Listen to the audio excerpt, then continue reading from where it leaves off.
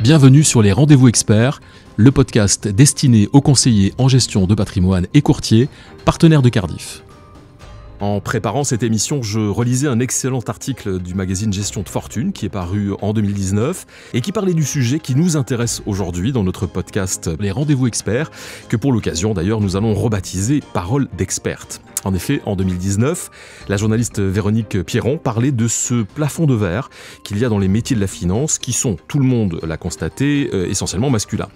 Alors les femmes sont-elles toujours contraintes à faire mieux, à faire plus fort, à être plus compétentes et à avoir plus de talent que les hommes pour réussir dans cette profession ? Eh bien, nous avons souhaité donner la parole justement à deux d'entre elles. Et elles ont beaucoup de choses à nous dire. C'est donc avec beaucoup de plaisir que nous recevons aujourd'hui Isabelle Schmitt et Céline Cailloux. Isabelle, vous êtes conseillère en organisation patrimoniale. Bonjour à vous et bienvenue au micro des Rendez-vous Experts. Bonjour. Bonjour à tous. Bonjour. Et Céline, vous êtes responsable du back-office et vous êtes toutes les deux associées dans le cabinet qui s'appelle la Financière des Victoires. Bienvenue également au micro, Céline. Tout à fait, bonjour. Alors, ce podcast que nous avons appelé Parole d'experte ne serait pas complet et ce serait anormal que je conserve le micro, donc je vais le donner le micro aujourd'hui. C'est là aussi avec beaucoup de plaisir que je laisse ses rênes à Nadine Philippe, la responsable commerciale de la région Grand Nord chez Cardif. Bonjour Nadine. Bonjour Gilbert. Bonjour Isabelle, bonjour Céline. Bonjour Nadine. Bonjour Nadine. La gestion de patrimoine en mode féminin, c'est donc le thème de ce podcast aujourd'hui. Isabelle, je vais commencer par te poser la première question. Est-ce que selon toi, il y a réellement une différence dans la manière de travailler quand on est une femme dans cette profession ? Alors je ne sais pas Nadine s'il y a une différence effectivement entre les hommes et les femmes. Ce que je sais, c'est que pour répondre vraiment le mieux à nos clients, on a besoin d'être compétent ou compétente. Et du coup, on a besoin d'être formé. Et c'est ce que personnellement j'ai fait toute ma carrière. C'est que j'ai suivi des études en gestion de patrimoine à maintes reprises. Et on est formé constamment chaque année pour toujours être performante dans nos réponses et pour répondre aux attentes de nos clients. Tu ne ressens donc pas, Isabelle, cette différence majeure dans la profession pour pouvoir asseoir ton professionnalisme ? Est-ce qu'il y a un plafond de verre ? Peut-être. Mais ce qui est sûr, c'est que c'est un métier essentiellement masculin. Et je pense que de plus en plus, il se féminise. Donc c'est une belle avancée, je pense, pour la profession. Le métier change, les méthodes de travail aussi. La crise sanitaire a été un accélérateur dans la digitalisation des process. Céline, cette question est pour toi. Oui. C'est un atout ou une contrainte ? Alors, indéniablement, c'est un atout. Je ne vois pas comment on pourrait considérer ça comme une contrainte. Alors, le confinement, on s'en souvient tous, puisqu'on l'a tous subi, on a tous été, que ce soit nos clients ou nous-mêmes, contraints de rester chez nous. Nous, on a continué à travailler à 100% de notre temps. Et bien évidemment, tout ce qui était acte de gestion pour les contrats de nos clients, si la digitalisation n'avait pas pris le pas sur, on va dire, le tout papier, on n'aurait rien pu faire. Nous, on a, au début du confinement, un mois après le début du confinement, on a lancé une campagne d'arbitrage de masse. D'ailleurs, on a testé, je crois, en avant-première votre service qui était dédié à ce type d'arbitrage. Et ça s'est effectivement très bien passé. Ça nous a mobilisés, bien évidemment, puisque c'était la première fois qu'on faisait ce type d'opération de cette ampleur. Mais on n'aurait jamais pu imaginer le faire autrement que de cette façon. On n'aurait pas abouti. Le fait de devoir le faire en papier, de tout gérer à distance en étant, parce qu'à ce moment-là, on était 4 personnes à des endroits différents, ça n'aurait pas été gérable. Là, on pouvait communiquer, on faisait des réunions Zoom, on préparait nos journées, on voyait comment ça allait se passer, et ensuite on enchaînait, bien évidemment, sur la prise en main de l'outil et l'envoi aux clients. Là, on en parle dans le cadre de la crise sanitaire. Est-ce que tu penses que ça continuera à être un atout dans un contexte de vie normalisé ? Évidemment, parce que tout s'accélère en fait. Et la digitalisation, elle répond un peu à cette espèce de contrainte qu'on a dans la vie de tous les jours où il faut tout faire vite. Aujourd'hui, pour un rachat partiel, notamment, un client ne va pas se dire « je vais attendre 3 semaines pour recevoir mon argent ». Il va dire « je le veux tout de suite » et on fait l'opération. Et du coup, la digitalisation permet d'avoir les fonds sur son compte quasiment en 1 semaine, 10 jours, ce qui est une grosse avancée par rapport à avant. Je vais vous poser maintenant une question commune. Le confinement, comment avez-vous passé cette période ? Isa ? Alors, on a essayé de le transformer en une véritable source d'opportunités et on a essayé de ne pas subir cette période de façon trop prononcée. Bien sûr, comme tout un chacun, on a dû faire face aux contraintes, au confinement, à l'impossibilité de voir nos clients en présentiel. Et on s'est adapté, on a adapté nos méthodes de travail, on a adapté les réunions, effectivement, comme le disait Céline, on a fait des réunions internes en Zoom, on a fait nos réunions clients. Alors on appelle ça Zoom, avec des outils en tout cas de visio.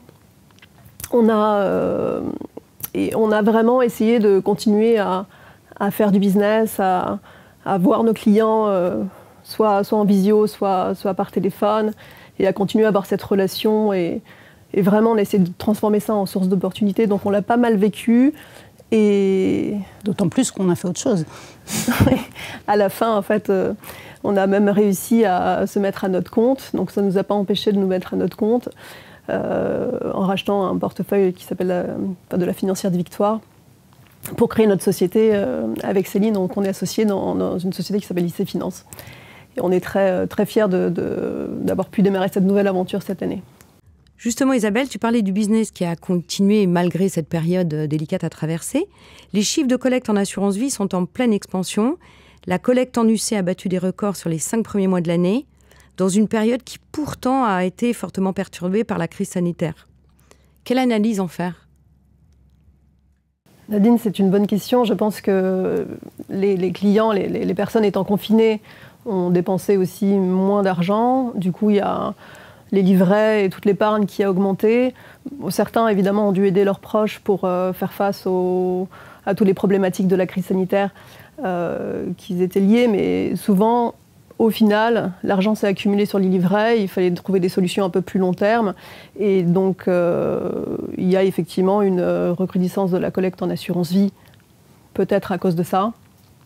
Et aussi, notamment en UC, il y a eu deux raisons pour la collecte en UC. C'est que, premièrement, il fallait trouver quand même des sources de profit, ou de performance en tout cas, et les taux d'intérêt étant ce qu'ils sont aujourd'hui, c'est-à-dire très bas, s'il n'y a pas d'investissement en UC, il n'y a pas de performance. Donc c'est vraiment quelque chose qu'il faut faire. Et deuxièmement, on a profité aussi de la période de la crise sanitaire. Malheureusement, on attendait, nous, une baisse des marchés pour réinvestir massivement nos clients sur des fonds plus risqués.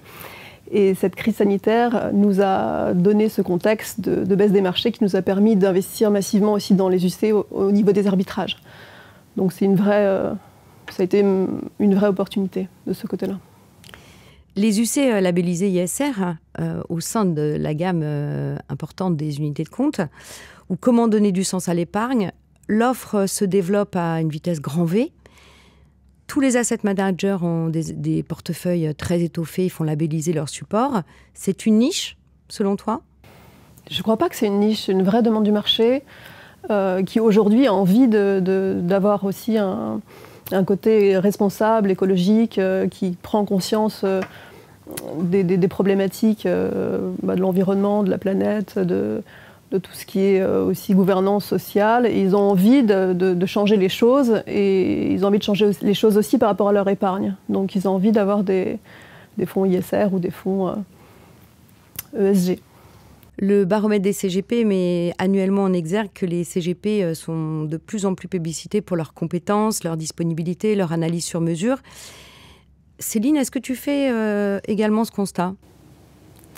Alors, les clients nos clients, tout du moins, sont très contents de nos services. Alors, on est une petite équipe. Avant même de racheter, on était déjà une petite équipe. On a une clientèle qui est quand même relativement importante, mais on est à leur disposition. C'est-à-dire que quand un client va nous appeler, quelle que soit sa problématique, dans les 48 heures, que ce soit Isabelle ou que ce soit moi sur les questions plus support back-office, on y aura répondu. Donc je pense que c'est quelque chose qu'ils attendent et c'est un service supplémentaire, effectivement, en termes de disponibilité, puisque tu parlais de disponibilité, qu'on leur apporte. Et puis en termes de compétences, on a toutes les deux suivi des cursus à l'OREP, pour ne pas les citer, en gestion de patrimoine, et Isabelle en a fait 2 autres, je crois, en plus, qui font que, effectivement, pour chaque problématique, on peut leur répondre. Tu partages ce point de vue, Isabelle ?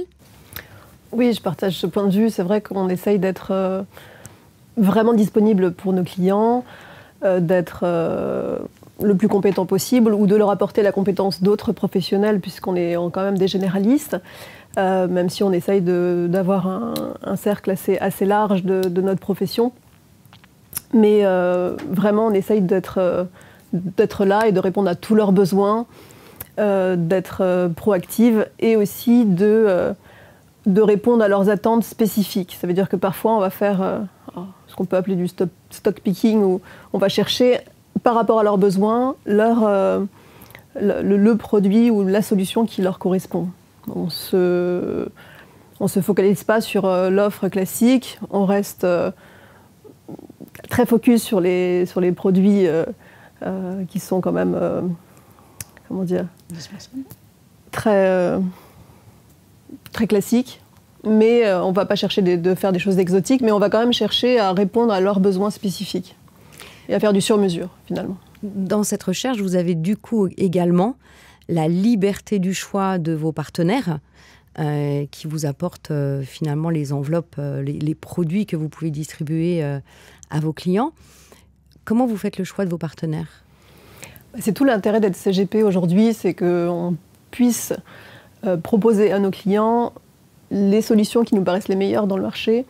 Et on sélectionne du coup nos partenaires de différentes façons. On essaye de prendre les partenaires déjà les plus solides, qui apportent l'offre d'une meilleure qualité, de la meilleure qualité, et qui apportent aussi une offre qui est adaptée à notre clientèle. La profession évolue, et elle va évoluer. J'aurais aimé avoir votre ressenti sur l'évolution de la profession demain. Céline ? Oui, je voulais intervenir, ça tombe bien. Alors, si on parle de la profession, il y a plusieurs aspects. La première chose, je pense, c'est que la profession est en train de muter en termes d'âge. C'est-à-dire qu'il y a de plus en plus de jeunes qui interviennent sur le marché. Il y a de plus en plus de gens diplômés également qui sont sur ce marché. Et du coup, pour la pratique professionnelle au quotidien, ça va impliquer qu'on va utiliser beaucoup plus, encore une fois, on parlait de digitalisation tout à l'heure, on va de plus en plus l'utiliser. Et que ce soit Cardiff, pour ne pas vous citer, ou d'autres partenaires, tout le monde a pris le pas sur cette pratique. Et je pense que demain, ça va être l'avenir. On a énormément de contraintes au niveau réglementaire. Si la digitalisation n'existait pas, on ne pourrait plus travailler, en fait. Isabelle est, on va dire, en front avec le client. Moi, je suis en back-office. Toute seule, s'il n'y avait pas la digitalisation, elle ne s'en sortirait pas demain. Donc, c'est quelque chose qui va vraiment évoluer dans notre domaine. Ton ressenti, Isabelle, sur l'évolution de la profession ? Alors, toute seule, je reprends ce qu'a dit Céline, c'est que s'il n'y avait pas la digitalisation et s'il n'y avait pas Céline, je ne m'en sortirais pas, effectivement. Les contraintes réglementaires aujourd'hui sont très importantes. Il y a de plus en plus de documents à signer. Il y a 20 ans, quand j'ai commencé le métier, on pouvait signer un contrat sur un coin de table. Aujourd'hui, si on faisait en tout papier, il faudrait arriver avec une liasse énorme à faire signer. Et aujourd'hui, les clients apprécient de plus en plus de passer leurs actes en digital parce que c'est plus simple, c'est plus rapide, c'est plus sécurisé, c'est moins compliqué, c'est moins source d'erreur aussi. Et ça facilite les actes, en fait, finalement, qui sont la finalisation de leur envie de souscription ou de projet. mais qui sont juste une matérialisation administrative. Donc, il faut qu'on puisse passer le moins de temps sur cette partie-là, et c'est grâce à la digitalisation qu'on y arrive, et passer le plus de temps à l'écoute de nos clients. À se former aussi. À se former, à répondre à leurs attentes. Vraiment, on essaye d'être le plus possible côté de nos clients pour les accompagner, et le moins possible dans l'administratif et le réglementaire. Et ça, c'est grâce à toutes ces évolutions qu'on peut le faire.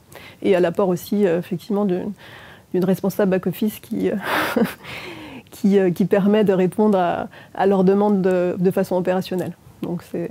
Bon, on l'a compris, vous êtes indissociables, toutes les deux, et l'une ne va pas sans l'autre, et vous êtes convaincus, et nous aussi d'ailleurs, que la digitalisation, c'est un incontournable de demain pour pouvoir continuer à travailler sans occulter pour autant l'humain, qui reste la relation fondamentale et l'écoute pour le client final.